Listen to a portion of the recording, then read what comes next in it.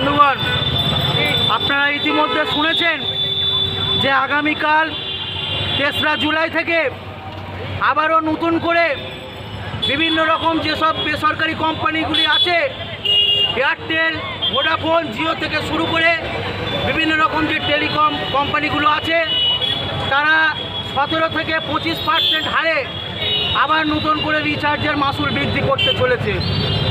বন্ধুগণ, আজকে দেখছেন যে মানুষের দুর্বিষহ অবস্থা, লাচারি অবস্থা, অসংখ্য মানুষের কাজ নেই, সেখানে নিত্য প্রয়োজনীয় জিনিসপত্রের তো দাম বাড়ছে, আবার নতুন করে রিচার্জের মাসুল বৃদ্ধি।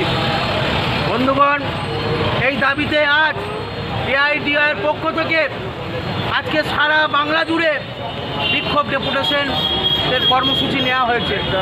বন্ধুগণ, একটা সময় পর্যন্ত মনে হতো যে মোবাইল হচ্ছে রাজকীয় ব্যাপার, কিন্তু বন্ধুগণ এখন কিন্তু সে কথা মনে হয় না।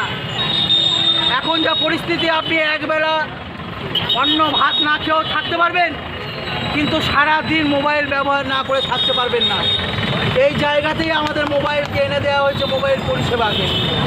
আপনারা দেখেছেন করোনার সার্টিফিকেট যখন আমরা পেয়েছি, তখনও কিন্তু সেই মোবাইলে একটা ওটিপি এসেছে, তবেই কিন্তু আপনি করোনার সার্টিফিকেট পেয়েছি। এছাড়া আধার কার্ড লিঙ্ক বলুন, যে কোনো জায়গায় মোবাইল, গ্যাস থেকে শুরু করে বিভিন্ন রকম জায়গাতেই আজ মোবাইল হচ্ছে অপরিহার্য অঙ্গ হিসাবে দাঁড়িয়েছে। তাই মোবাইলের রিচার্জ মাসুলের যে দাম বৃদ্ধি, এটা আমরা তীব্র আকারে প্রতিবাদ করছি। অল ইন্ডিয়া ডিওয়াইয়ের পক্ষ থেকে আজ সর্বভারতীয় থেকে শুরু করে গোটা বাংলা জুড়ে আজ প্রতিবাদ দিবস চলছে। বন্ধুগণ, আপনারা যারা এখানে আমার বক্তব্য শুনছেন, আপনারাও বিষয়টা উপলব্ধি করতে পারছেন যে আজকে মোবাইলের যে অপরিহার্যতা, সেটা কিন্তু আমাদেরকে এই জায়গায় এনে দিয়েছে। তাহলে আপনারাও এই বার্তা আপনাদের চারপাশে বন্ধুবান্ধবের মধ্যে নিয়ে যান এবং আপনারা গণ কমিটি গঠন করুন। ইতিমধ্যে অন্যান্য জায়গায় মোবাইল ইউজার ফোরাম এই নামে তারাও মোবাইল রিচার্জের মাসুল বৃদ্ধির বিরুদ্ধে তারাও একটা ফোরাম গঠন হয়েছে। এই ফোরামে আপনারাও সদস্য হন এবং আমাদের এআইডিআইয়ের যে বক্তব্য শুনছেন, এই বক্তব্য শুনে আপনারা তাদেরকে এই বক্তব্য শোনান। বন্ধুগণ, এই রিচার্জের মাসুল বৃদ্ধির বিরুদ্ধে আপনাদেরকে লড়তে হবে, আপনাদেরকে এগিয়ে আসতে হবে। কারণ আজকে দেখুন, এই মোবাইলের যে রিচার্জ বৃদ্ধি, এটা হতে পারতো না যদি এই যে ট্রাই নামক যে সংস্থা আছে, সরকারি সংস্থা, এ যদি যথার্থ ভূমিকা পালন করতো, তাহলে এই মোবাইলের রিচার্জ বৃদ্ধি করতে এরা সাহস করতো না।